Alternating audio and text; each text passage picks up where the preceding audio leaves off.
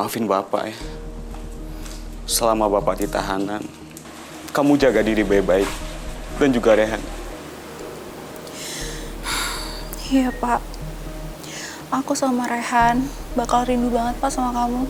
Vonis 2 tahun penjara harus diterima Wendy akibat ulahnya berbuat kriminal. Di hadapan Desi sang istri, juga anaknya, Wendy mengaku menyesal. Silakan, Pak. Manakala suami dijeruji besi, kesetiaan Desi akan diuji.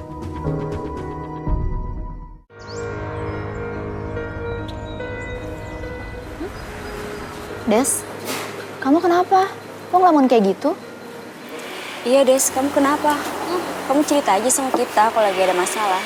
Walau sepi yang Desi rasa dengan kondisi suami di dalam penjara, Desi menampik setiap ajakan teman walau sekedar mencari hiburan. Daripada kamu terus-terusan mikirin Mas Wendy, mending kamu ikut kita aja habis pulang kerja, ya nggak? Nah, itu dia. Mau kemana? Tumben banget kalian ngajakin aku pergi. Ya lihat dangdutan lah di kampung sebelah, ya nggak? Banyak cowok gantengnya loh. Kalian aja deh. Siapa tahu kalian bisa dapet jodoh kan di sana. Kalau aku kan udah ada Mas Wendy.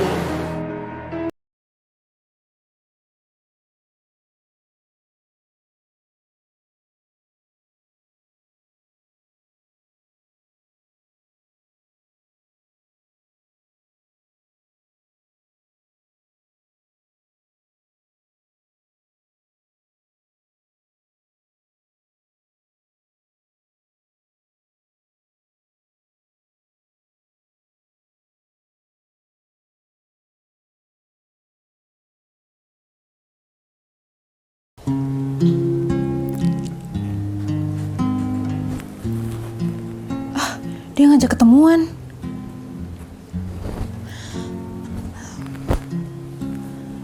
Kalau aku jadi ketemuan sama dia, Mas Wendy gimana ya?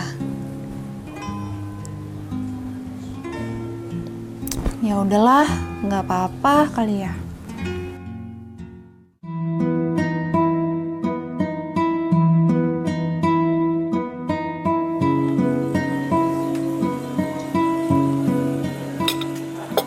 Godaan makin gencar. Pertahanan Desi tak kuat seperti keinginannya. Karena pada akhirnya Desi menerima ajakan untuk bertemu dengan Yogi, lelaki yang bukan suaminya. Oh ya, Pak yang kaya, akhirnya kita bisa ketemu. Kamu udah punya suami atau belum sih? Udah. Tapi suami aku masih ditahan. Di tahanan? Maksudnya gimana? Aku nggak paham. Ya, aku main sosial media biar aku nggak kesepian aja. Terus tiba-tiba malah ketemu Mas Yogi. Ya kalau boleh jujur sih ya, sebenarnya aku tuh senang banget bisa kenal sama Desi. Desi mengenalkan diri sebagai istri dengan suami yang sedang berada dalam penjara. Tapi nyatanya mereka berdua terlena.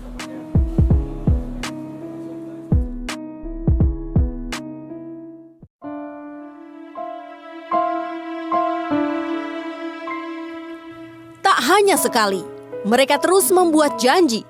Lalu keduanya sering pergi bersama seperti di Mabuk Asmara. Hingga Desi lupa masih ada suaminya yang mendekam di penjara. Hubungan keduanya yang bukan pasangan resmi sudah terlanjur jauh, seperti terjebak dalam jerat asmara singkat.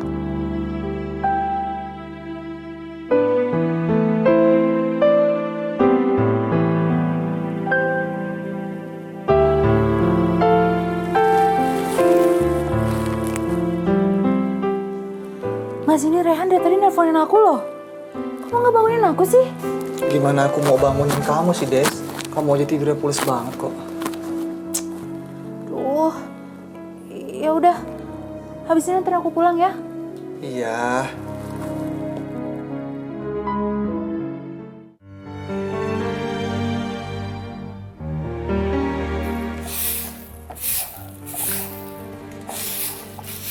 Tahanan 380, ikut saya ke ruangan karena ada panggilan telepon. Iya Pak.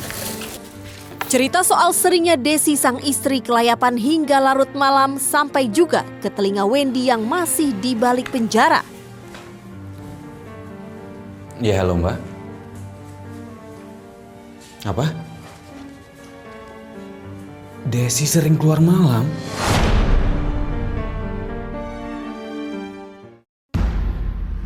Wendy gundah. Ia bertanya-tanya apa yang terjadi dengan Desi istrinya.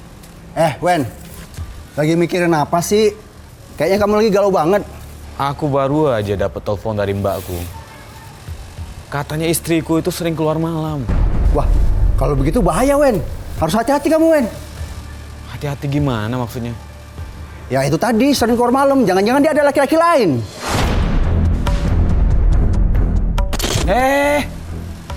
Kamu nggak usah ngomong kayak gitu. Istriku itu setia sama aku. Dia nggak bakalan mungkin kayak gitu. Aku sebagai sahabat cuma ngingetin kamu aja. Udah, nggak usah bahas yang kayak gini. Ini udah mau sore, mendingan kita kerja sekarang. Ya, udah. Ketika sang suami masih meringkuk dalam penjara, Desi bermain mata dengan pria lain. Jejak mereka tercium. Bagaimana kisah selanjutnya? Tetaplah di Waspada. Jangan-jangan kamu hamil, Des.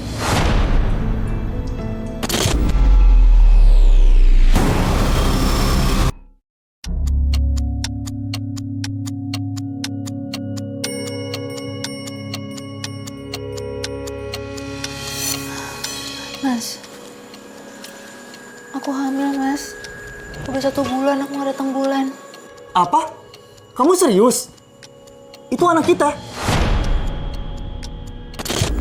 Iya, Mas. Aku yakin, Mas. Itu hasil dari hubungan kita. Mas, aku takut, Mas. Aku takut kalau sampai Mas Wendy tahu. Asmara terlarang antara Desi dengan Yogi yang dikenalnya lewat sosial media menuai bencana. Sebab Desi kini berbadan 2. Karena takut akan akibat muncul ide gila di pikiran Yogi, yaitu menghilangkan janin dalam perut Desi. Sayang, gimana? Berhasil? Belum, Mas. Kandungan aku udah kelewat. Waduh. Terus ini apa? Ini jamu. Ya udah, kamu gak usah khawatir ya. Kamu minum ini. Kalau nanti nggak ada hasil, kita cari jalan lain, oke? Ayo sayang. Di bulan Maret 2020, si istri dan perselingkuhannya itu berusaha menggugurkan kehamilannya bahkan sampai 3 kali. Dan itu gagal.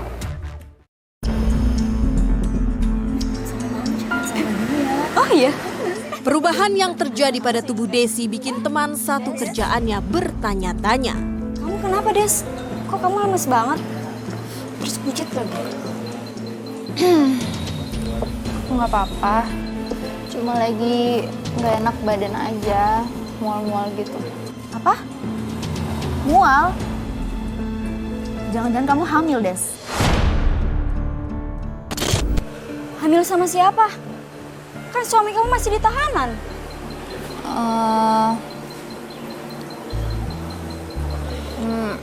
Aku hamil sama Yogi. Temen aku dari sosial media itu. Yogi? Yogi kenalan kamu itu? Wah, urusannya nggak beres nih. Kalau suami kamu tahu gimana, Des? Kayak aku bingung banget.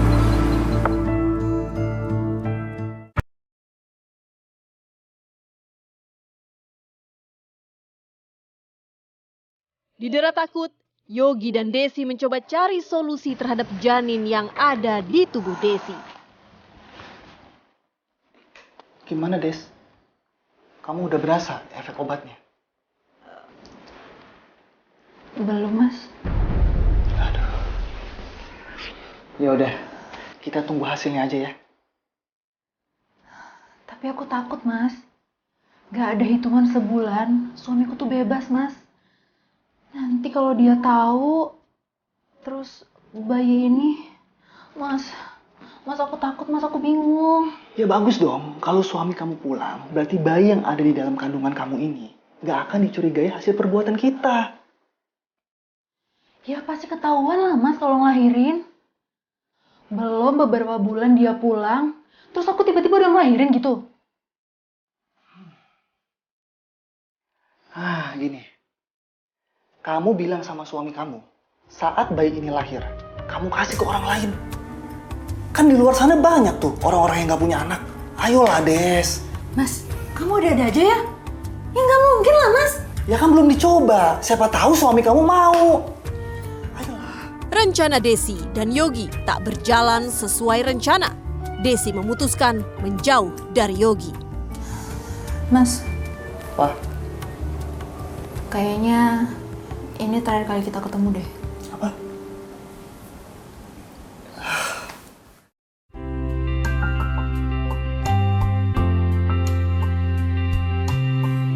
Hubungan gelap Desi berakhir, sementara Wendy sang suami sudah bisa menghirup udara bebas. Bu, akhirnya kita bisa berkumpul lagi seperti ini ya. Bapak merasa bahagia banget, Bu. Ibu juga bahagia banget Pak. Bapak bisa balik lagi kumpul sama kita di rumah. Tapi Pak, jangan ninggalin Rehan lagi ya. Selama ini Ibu sering ninggalin Rehan.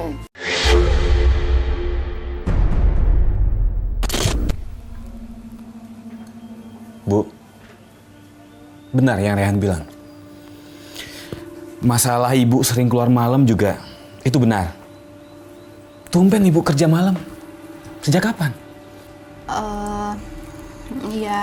Iya Pak. Kan aku ada tambahan lembur. Jadi ya berangkat kerjanya malam Pak. Oh gitu ya.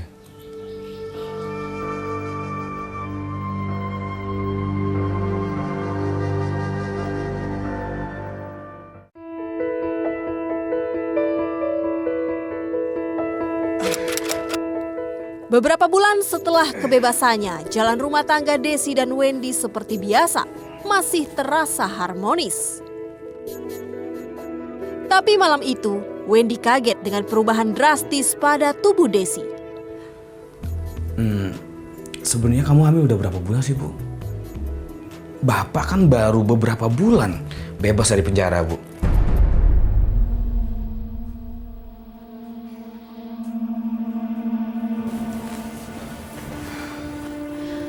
Coba deh kamu hitung sendiri Pak. Semenjak kamu di rumah. Lagian kerjaan aku kan makan, tidur. Ya pantas lah Pak makin gendut. Desi yang takut atas kecurigaan sang suami lalu memberikan saran pada suaminya. Gimana kalau pas bayi ini lahir, kita kasih orang aja. Pak, Ibu takut. Ibu takut kalau kita nggak ada biaya buat ngerawatnya. Kamu ngomong apa sih, Bu? Gak baik tau ngomong kayak gitu. Enggak Pak, Ibu tuh cuma takut kalau kita nggak mampu ngerawatnya. Bu, stop ya. Kamu dengerin Bapak. Walaupun Bapak nggak ada kerjaan tetap sekarang ini, tapi Bapak masih sanggup untuk menafkahi kita semua, untuk menafkahi bayi itu. Saran dari Desi malah bikin Wendy bertanya-tanya. Ide gila dari mana yang ada di kepala Desi? Apa yang telah terjadi pada Desi? Tetaplah di Waspada. Jadi semua itu benar. Siapa laki-laki itu? Di mana rumahnya?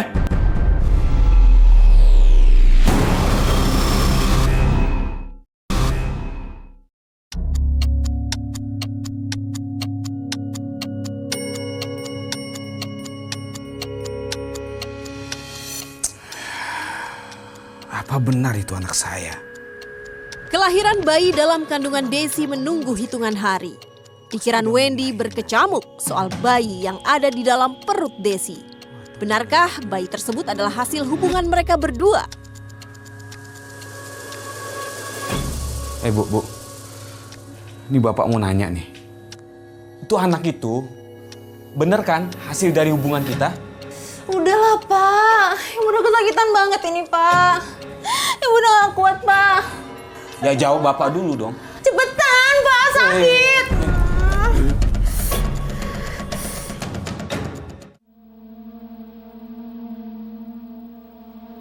Setelah melahirkan, Wendy mengajak sang istri ke Madura.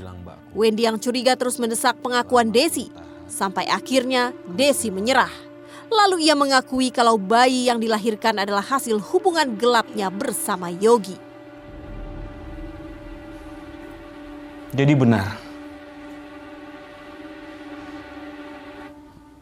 Kamu ada laki-laki lain yang berhubungan saat aku ditahan. Kamu selingkuh. Jujur jawab.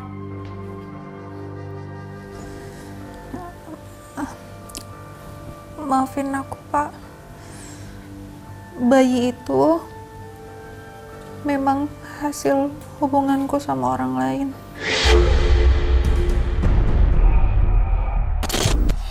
Apa? Hah? Siapa laki-laki itu? Di mana rumahnya? Namanya Yogi, Pak. Aku juga nggak tahu rumahnya di mana. Dia yang sering jemput aku, Pak. Terus kita ke hotel. Wendy naik pitam, lalu tak tinggal diam. Ia segera mencari tahu sosok Yogi. Sini lihat HP kamu.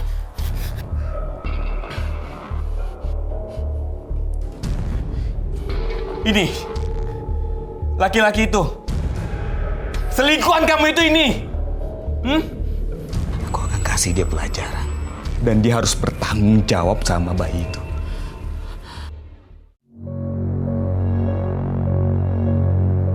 Berbekal informasi dari sang istri, tak butuh waktu lama bagi Wendy menemukan jejak Yogi.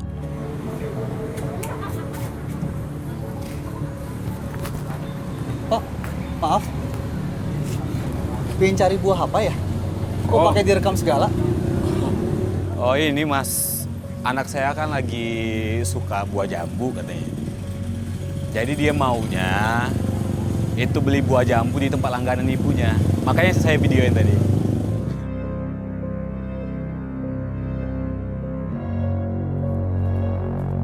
Setelah berhasil menemukan Yogi, Wendy memastikan kepada Desi sosok Yogi yang sempat direkam olehnya. Ini yang di video, selingkuhan kamu itu kan?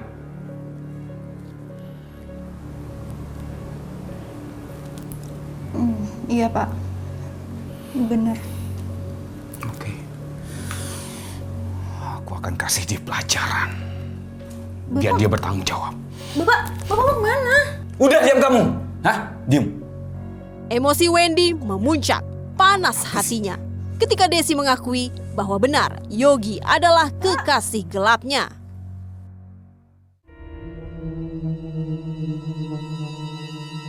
Wendy yang tersakiti atas perbuatan Yogi kepada istri dan dirinya akhirnya kembali memburu Yogi. Kenapa sih kamu nafsu banget ingin kerja ke Malaysia?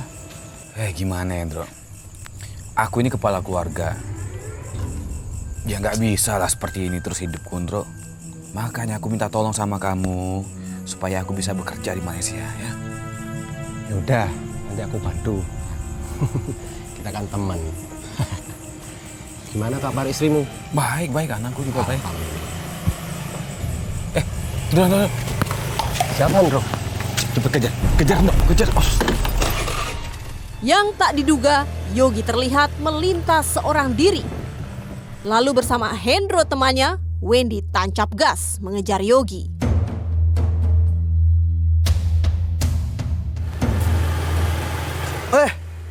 Bal. Sehat? Sehat, Mas. Mana, Mas? Jalan biasa, cari angin jalan-jalan.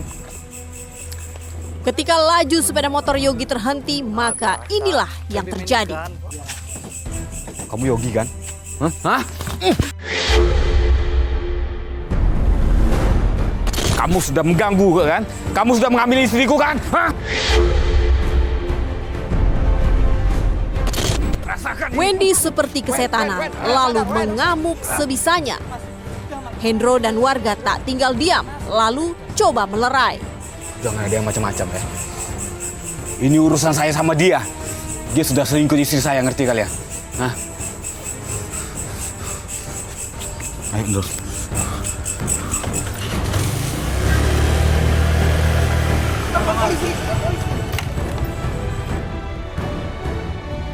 Inilah tersangka AW yang telah membunuh AH, seorang lelaki yang menjadi kekasih gelap WT, istri dari AW.